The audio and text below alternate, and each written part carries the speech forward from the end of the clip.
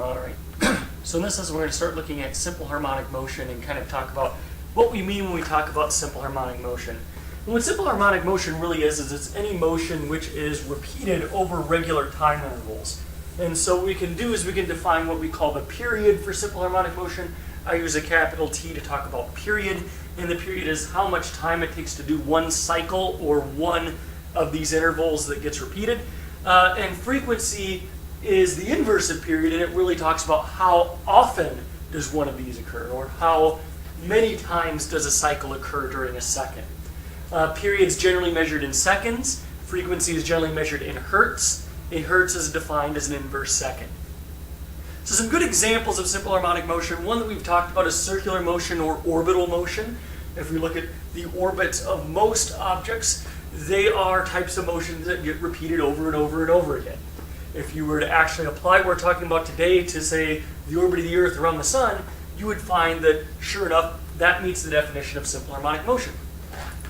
Some other good examples, the mass on a spring. We've kind of looked at the mass in the spring system a little bit. We'll look at a little bit more today in terms of frequency and period and what that means. And then a pendulum, which we'll look at kind of in the next lesson, and look at both a simple and a physical pendulum and what kind of differentiates the two. So let's look at some mathematics of simple harmonic motion. So let's say that I've taken could be a spring on a mass, could be whatever, and I've measured position as a function of time.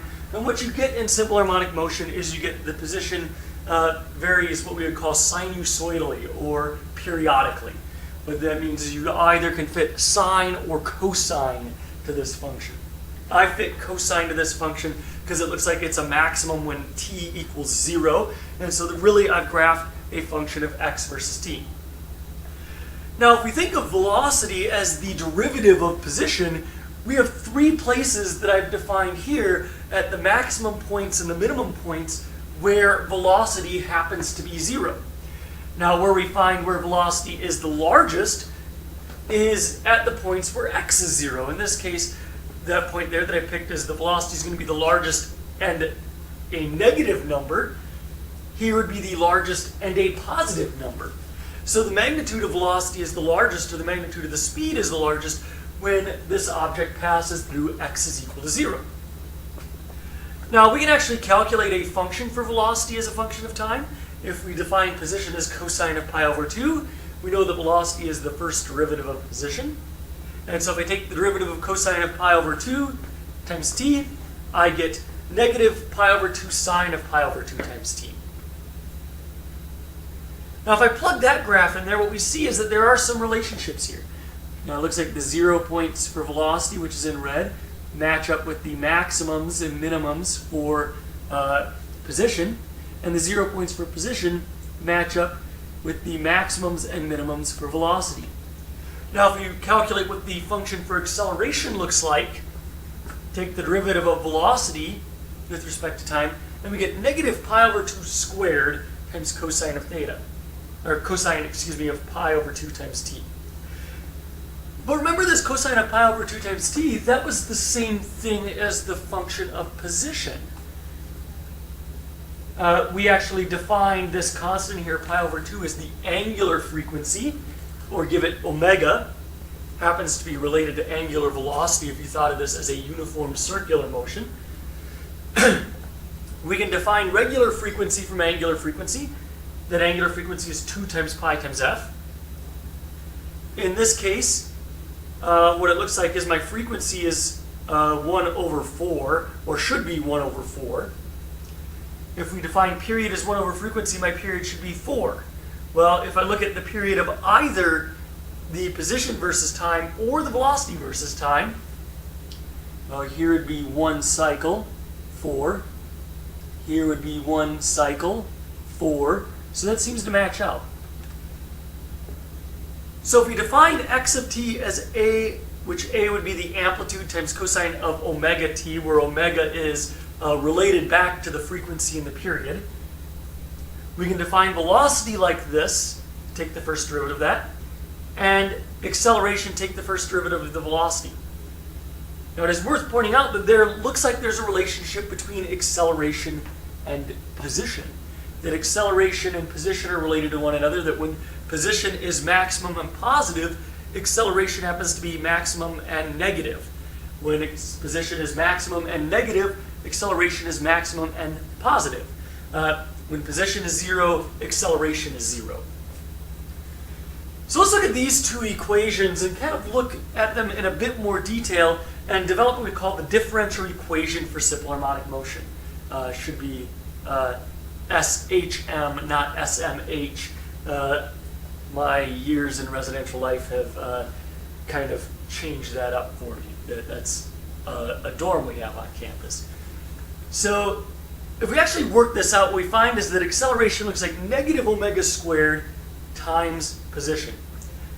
Now, this is what we would call a differential equation. A differential equation is really a fancy way of saying an equation which contains a function and derivatives or second derivatives or third derivatives, derivatives of that function.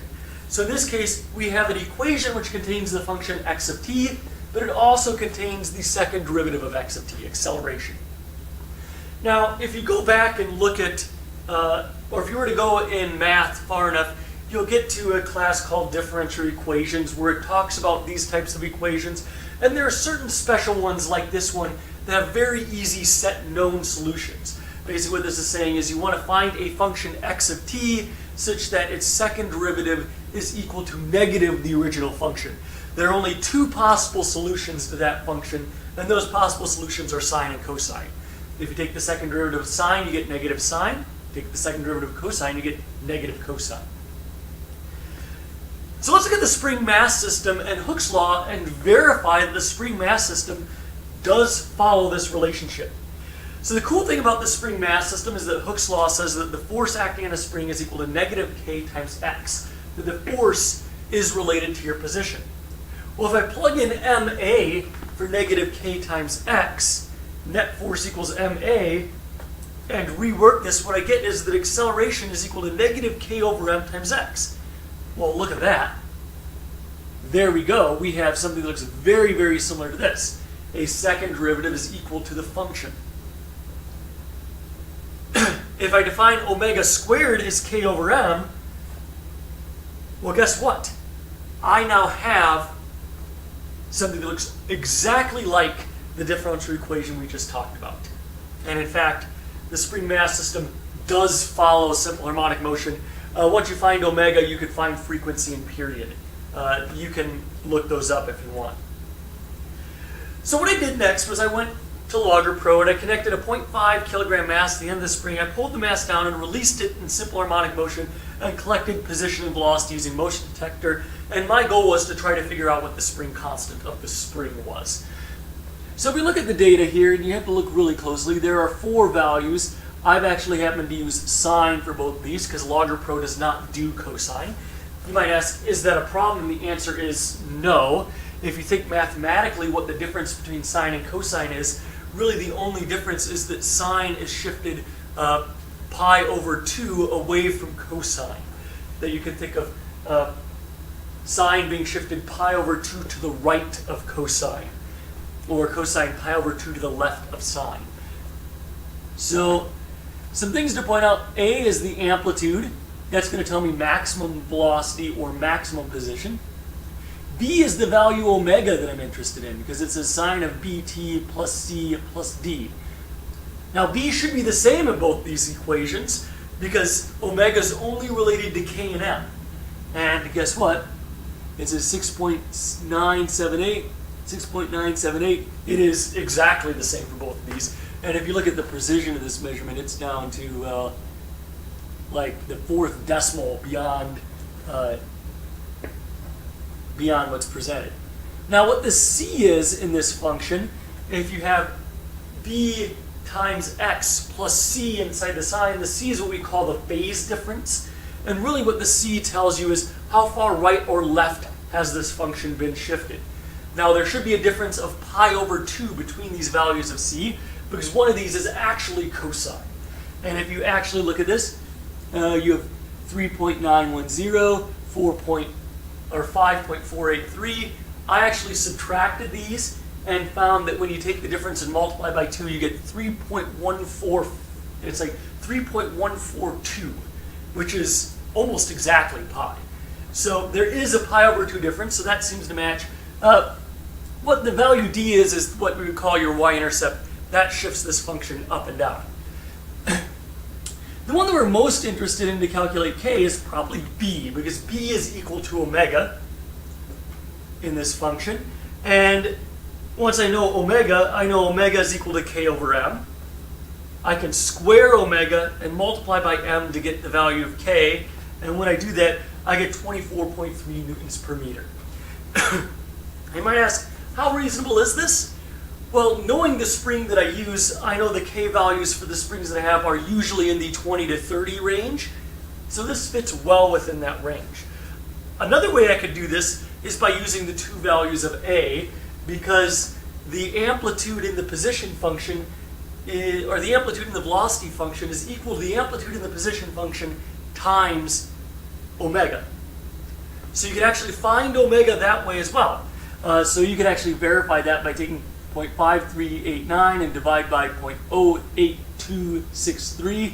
And see, you get 6.978. And guess what? You do. I actually did it. So there are lots of kind of cool things mathematically about this. And we'll look at a few more of them in class and talk about this mathematical situation. This is probably, in my mind, one of the coolest applications of calculus in physics and how it describes a physical system. We'll look at, kind of in the next lessons, we'll start to look at the pendulum and see how does the pendulum kind of act in this type of system as well.